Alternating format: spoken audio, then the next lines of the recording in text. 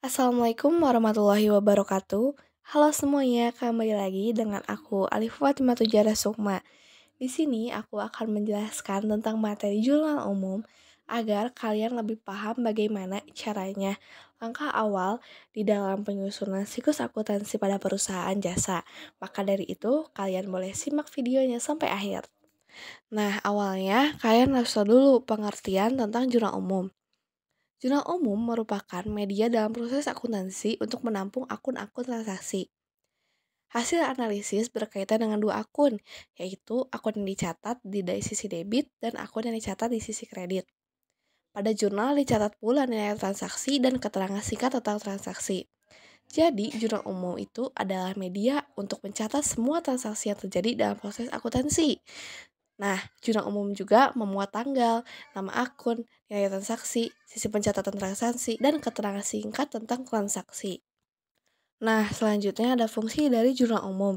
Yang pertama ada fungsi pencatatan, yang dimana semua transaksi yang terjadi pada suatu perusahaan harus dicatat dalam jurnal. Yang kedua ada fungsi historis.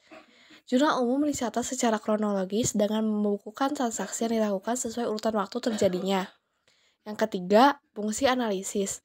Untuk menentukan nama akun, jumlah yang dicatat, dan di sisi mana debit atau kredit pencatatan dilakukan.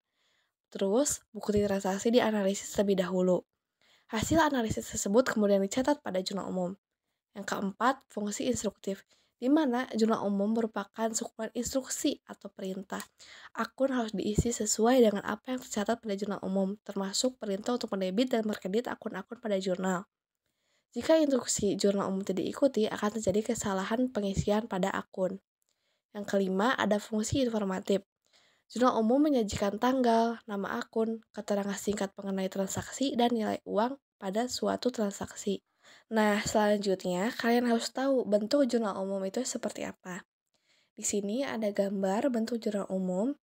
Kolom pertama merupakan tanggal yang dimana digunakan untuk mencatat tanggal, bulan, dan tahun terjadinya transaksi. Kolom kedua merupakan kode bukti pembukuan, di mana digunakan untuk mencatat nomor bukti transaksi. Kolom ketiga merupakan akun atau keterangan, di mana digunakan untuk mencatat deskripsi akun transaksi serta keterangan singkat mengenai transaksi.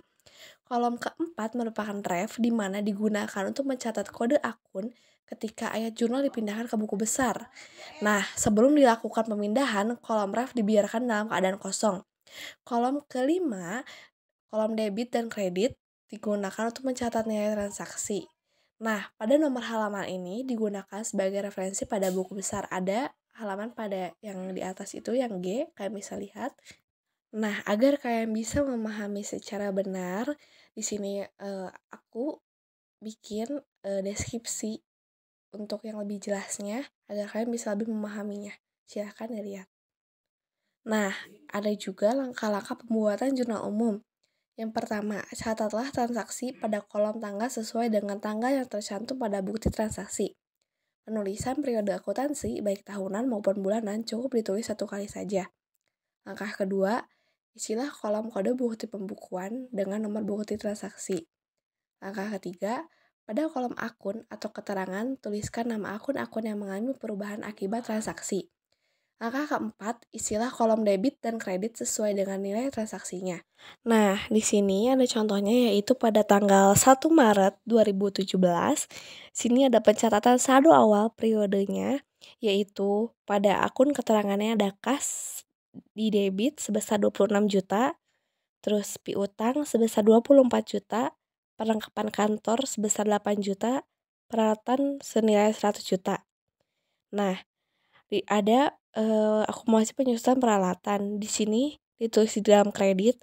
Maka kalau ditulis di dalam kredit itu ada jarak sedikit satu spasi untuk dalam penulisannya. Jadi untuk akumulasi penyusutan peralatan itu senilai 40 juta, utang usaha 38 juta, dan modal jaya 80 juta. Nah, tujuan pembuatan jurnal ini adalah agar akun-akun yang menjadi saldo awal dapat digunakan dalam transaksi di bulan Maret. Maka pada tanggal-tanggal selanjutnya bisa diteruskan dengan adanya pemasukan atau pengeluaran yang terjadi.